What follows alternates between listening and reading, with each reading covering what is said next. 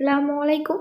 আজকের আবার একটি নতুন ভিডিও আপনাদের কাছে নিয়ে চলে আসলাম। আজকে আমার মা বানাবে সীতাপাটি মাছের ঝাল। তার জন্য পরিমাণ মতো পেঁয়াজ নিয়ে নিয়েছে, 1 চা চামচ একটু কম হলুদ নিয়ে নিয়েছে, 1 চা চামচের ঝালের গুঁড়ো, স্বাদ অনুযায়ী লবণ, আদা রসুনের পেস্ট, টমেটো কুচি, একটা বড় সাইজের টমেটো নিয়েছি। এবার পরিমাণ মতন তেল, সরিষার তেল অবশ্যই ইউজ করতে হবে বন্ধুরা।